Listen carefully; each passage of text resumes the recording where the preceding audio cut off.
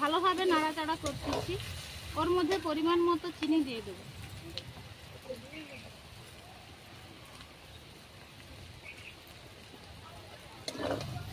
ভালোভাবে মাখিয়ে নিচ্ছি। হ্যাঁ, ক্যামেরাম্যানের জন্যই তো কেউ রাখেনি, আমরা সবাই সাফার করব।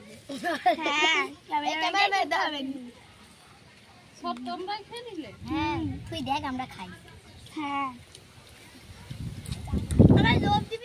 নমস্কার বন্ধুরা, আজ আমি চলে আসছি আর একটা নতুন রেসিপি নিয়ে। চলুন তার জন্য কি কি নিয়েছি আপনাদেরকে দেখাই। 3টে আটা রুটি নিয়েছি, গাজর এরকম ছোট ছোট করে চৌকো করে কেটে নিয়েছি, লঙ্কা কোচানো, টমেটো কোচানো, চিনি, নুন, 2টো শুকনো লঙ্কা, পেঁয়াজ কোচানো, শসা, আর একসঙ্গে সাদা তেল, ঘি, আর এই যে সস নিয়েছি। উনানটা ধরিয়ে আমি কড়াই বসে দিয়েছি। কড়াইয়ের মধ্যে পরিমাণ মতো জল দিয়ে দিচ্ছি। ওর মধ্যে দিয়ে দিচ্ছি পরিমাণ মতো নুন,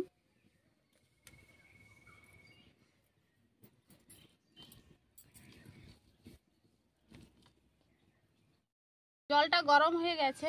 ওর মধ্যে দিয়ে দিচ্ছি এই যে আমি রুটি বেলে রেখেছিলাম, রুটিগুলো দিয়ে দিচ্ছি।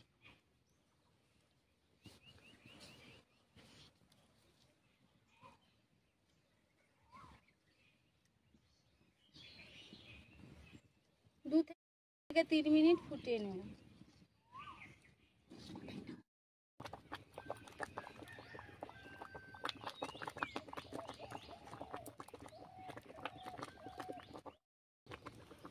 দু থেকে 3 মিনিট রুটিগুলো ফোটানো হয়ে গেছে।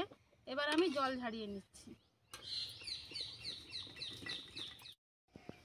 জল ঝাড়িয়ে নেওয়ার পর রুটিগুলো আমি খুন্তির সাহায্যে কেটে নিচ্ছি। হাতের কাছে ছুরিটা নেই।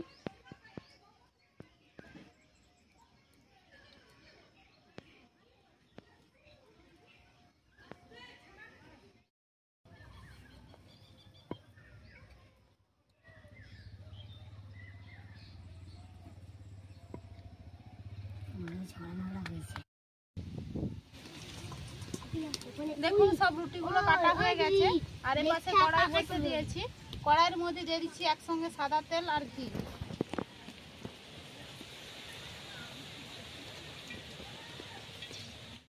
কড়াই তেল দিয়ে দিয়েছি, তেলটা গরম হয়ে গেছে। ওর মধ্যে দিয়ে দিচ্ছি শুকনো লঙ্কা। লঙ্কাগুলো লাল লাল করে ভাজা হয়ে গেছে। ওর মধ্যে দিয়ে দিচ্ছি কাঁচা লঙ্কা কোচানো, টমেটো কোচানো, গাজর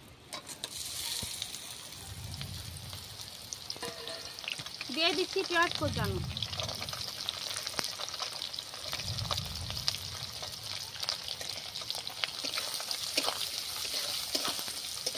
হালকাভাবে একটু ভেজে নেব। ওর মধ্যে দিয়ে দিচ্ছি পরিমাণ মতো নুন,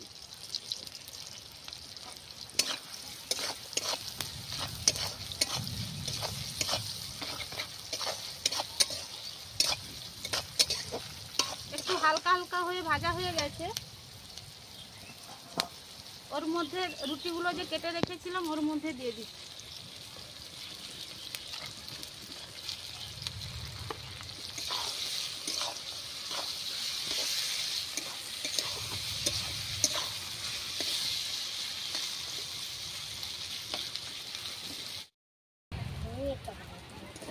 ভালোভাবে নাড়াচাড়া করতেছি।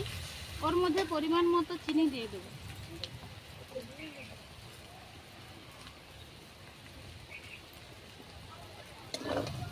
ভালোভাবে মাখিয়ে নিচ্ছি। ভালোভাবে সব কিছু ভাজা হয়ে গেছে। ওর মধ্যে দিয়ে দিচ্ছি শসা কোচানো।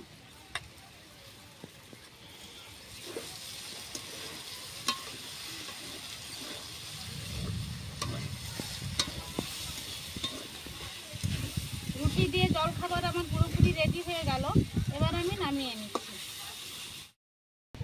মামি তাড়াতাড়ি নামাও, খাবো। জেঠিমা তাড়াতাড়ি নামাও, খাবো। খাবে? জিভে ঠাস ঠাস করে রস পড়ছে।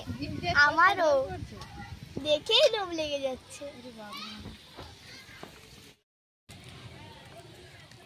বাচ্চারা খাবে, একটু প্লেটের মধ্যে দিয়ে দিলাম। ওর মধ্যে দিয়ে দিচ্ছি সস।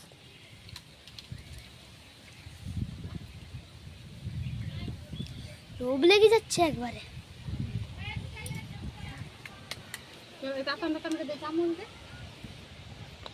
ক্যান্ডিডেট আজ কিন্তু বেড়েই গেছে, অনেক ক্যান্ডিডেট আসছে। আমার ভাগনা আছে, বসে পড়তো তো।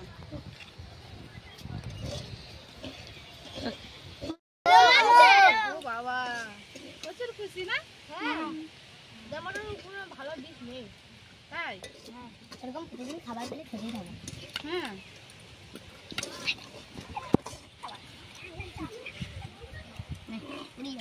ও পাশে কড়া থেকে কিন্তু আমাকে নামাতে দিল না, আগেই ওদেরকে প্লেটের মধ্যে দিয়ে দিতে হলো। আমি কড়া থেকে নামাচ্ছি।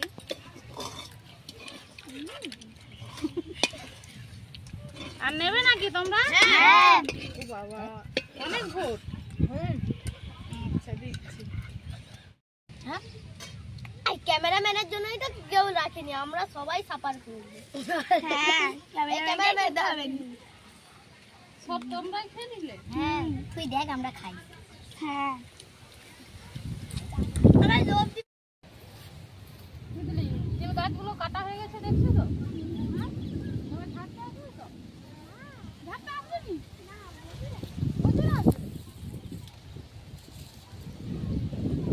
আমি তো আগের ভিডিওতে আপনাদেরকে বলেছিলাম যে 10-15 দিন পরে হচ্ছে তিলগুলো কাটা হবে। দেখুন কাটা হয়ে গেছে, দিয়ে আমরা এটাকে জাঁক দেওয়া বলি, জাঁক দেওয়া হয়ে গেছে। এই যে একটু কালো কালো পড়ে গেছে। এই যে দেখুন সব তিলের সুটিগুলো কিন্তু এইরকম পেকে পেকে গেছে, কালো হয়ে গেছে। এই থেকে এই যে সুটি দেখুন, এই ঝাড়াটাও আপনাদেরকে আমি দেখাবো। এখনো কিন্তু পুরোটা ওগুলো আমরা এখানে বলি গুমানা, তো আপনারা কি বলেন আমাকে বলবেন। বাড়ি চল, মেঘ খাচ্ছে।